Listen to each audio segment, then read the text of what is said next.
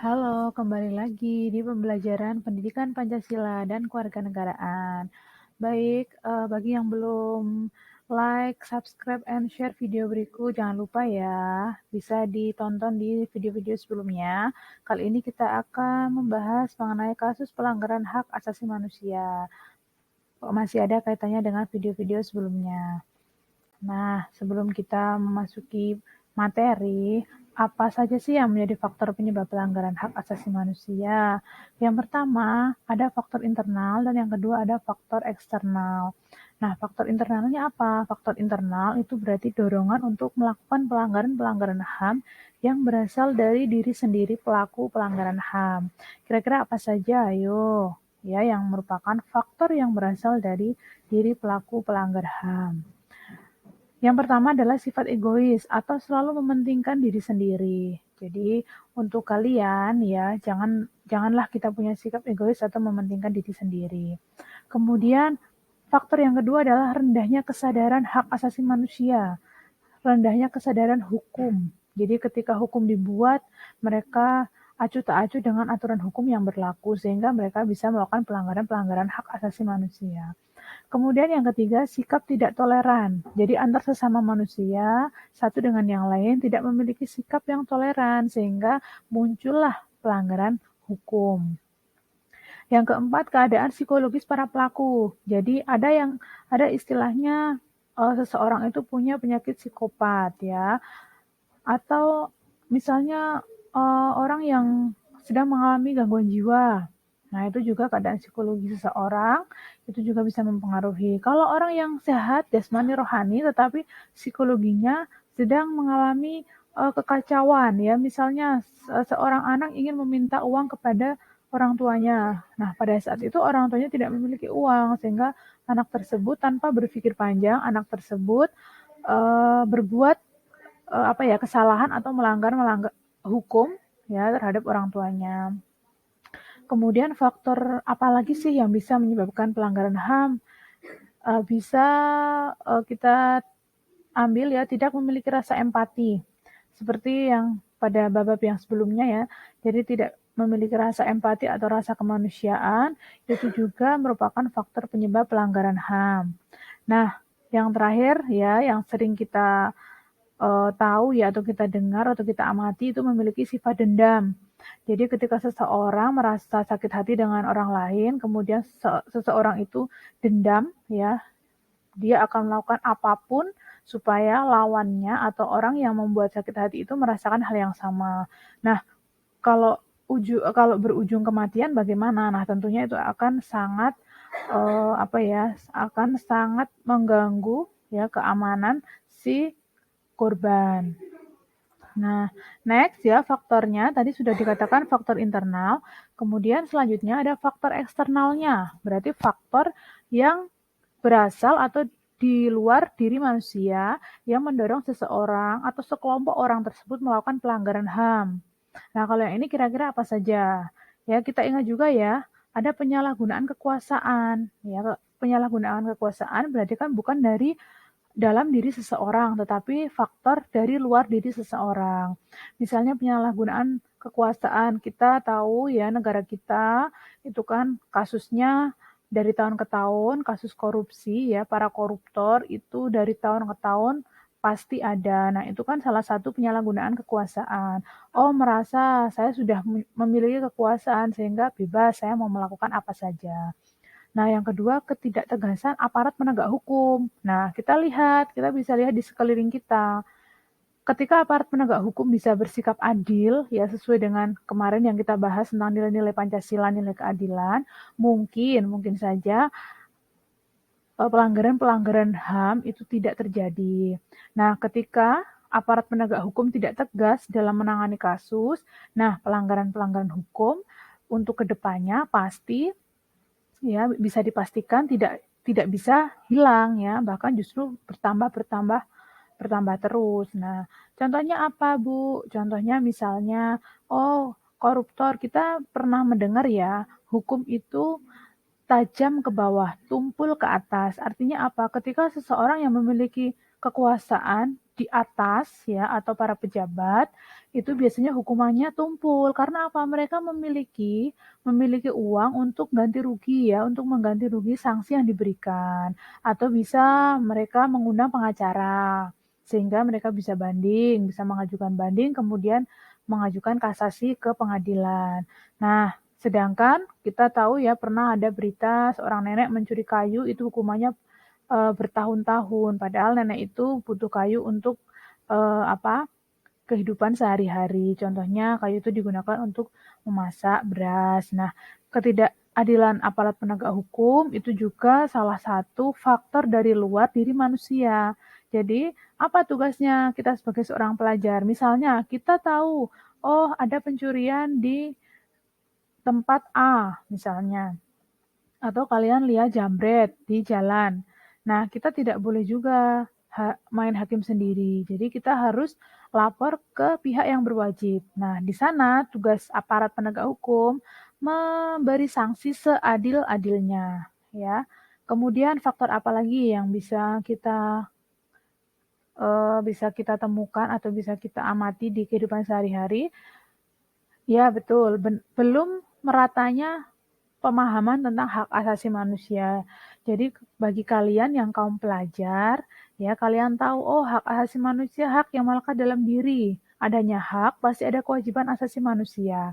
Nah, kalau misalnya seseorang tidak paham apa itu hak asasi manusia, sehingga seseorang bisa bertindak semena-mena, ya. Bahkan saat ini, ya, itu bullying itu tidak boleh dilakukan. Dikatakan bully ketika apa? Salah satu pihak itu merasa dirugikan. Kalau dua-duanya happy, ya misalnya si A dengan si B bergurau, saling ejek-ejekan, tapi keduanya bahagia itu belum dikatakan bullying. Tapi ketika salah satu pihak merasa dirugikan, nah itu bisa lapor ke pihak yang berwajib. Nah, belum meratanya pemahaman tentang HAM, misalnya yang generasi di atas ibu ya atau generasi di atas kalian misalnya tidak mengenyam pendidikan, mereka tidak tahu apa yang seharusnya dilakukan dan apa yang seharusnya tidak boleh dilakukan. Kemudian faktor eksternal apa lagi? Apakah ada? Ya tentunya banyak sekali faktor-faktor eksternal. Bisa Ibu beri tambahan, contohnya penyalahgunaan teknologi. Nah, zaman sekarang ya di era globalisasi ya semua aktivitas manusia bahkan bisa dilakukan dengan canggihnya atau dengan teknologi. Misalnya smartphone ya.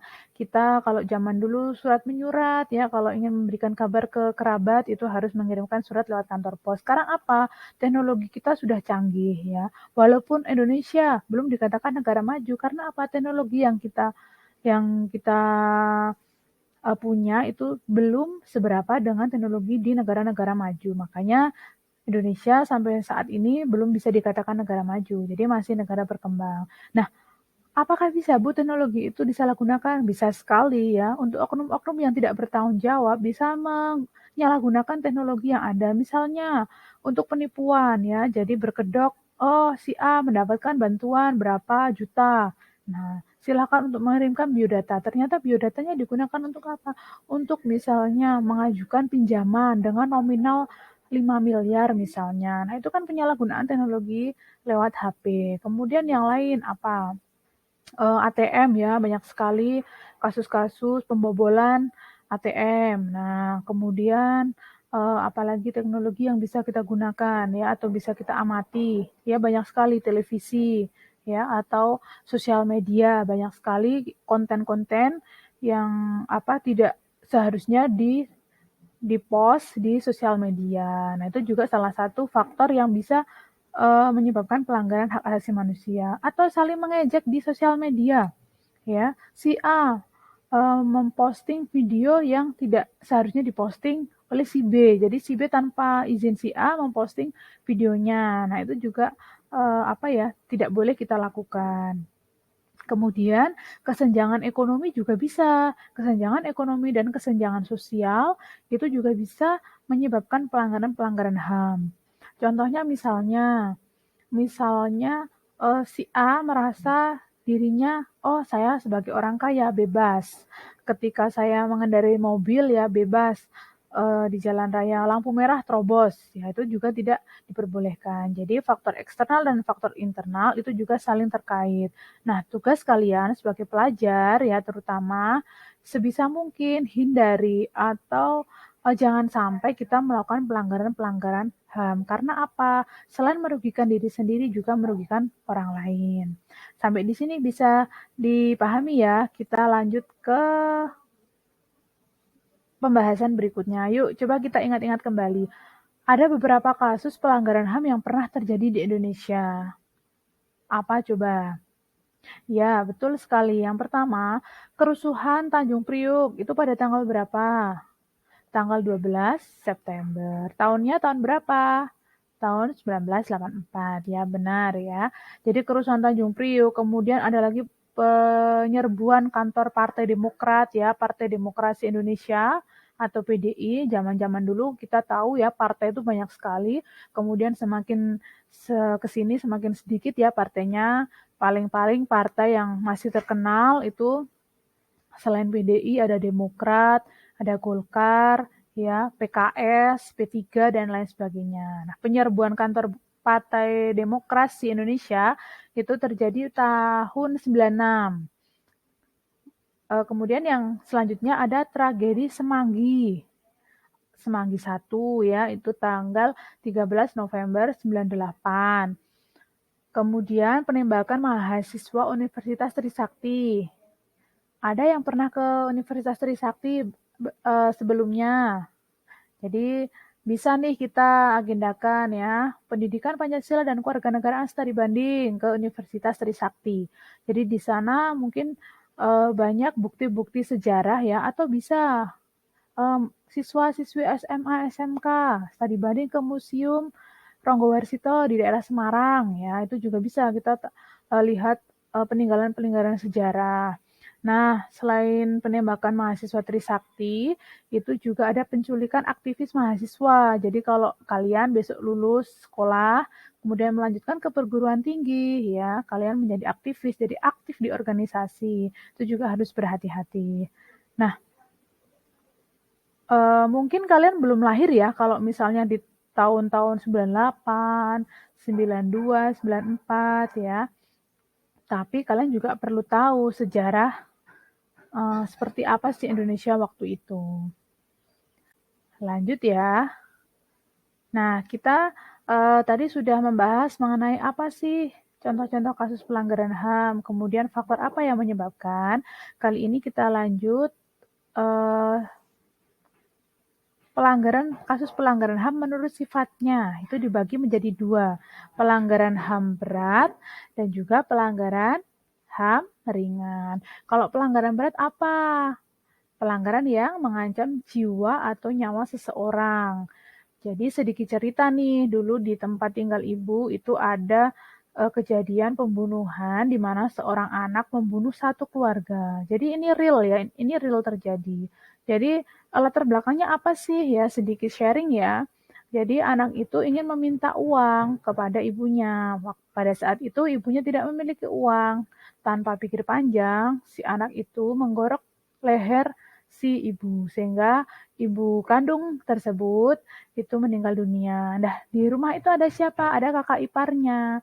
Ya, kakak iparnya tidak tega, pastinya kaget dengan kejadian yang dilakukan oleh adik iparnya, sehingga tanpa pikir panjang, ya anak tersebut atau yang menjadi adik ipar itu juga menggorok leher kakak iparnya. Kakak ipar sedang mengasuh 2 anak ya, satu anak masih berusia SD. Nah, itu pun diseret ya ke kamar mandi, kemudian kepalanya dibentur-benturkan ke tembok. Nah, itu juga menyebabkan anak tersebut meninggal dunia. Nah, itu real terjadi ya. Jadi sebisa mungkin psikologi kita itu harus, oh, dampaknya apa ya ketika saya melakukan hal seperti itu. Nah, ada juga pelanggaran HAM ringan. Apa? Ya pelanggaran yang tidak mengancam jiwa manusia. Misalnya apa? Kita bisa lihat pelanggaran tetapi tidak mengancam jiwa. Berarti tanpa disengaja ya. Misalnya kalian bermain kelereng misalnya, kemudian pas melempar kelereng tersebut masuk ke mulut temannya, sehingga kelereng itu masuk ke perut. Nah, itu kalian juga harus bertanggung jawab, membawanya ke puskesmas atau ke rumah sakit. Atau bisa contoh-contoh yang lain. Nah, itu tadi pembelajaran kali ini mengenai kasus pelanggaran hak asasi manusia. Sampai bertemu di channel berikutnya. Jangan lupa like, subscribe, dan share video pembelajaran. Terima kasih.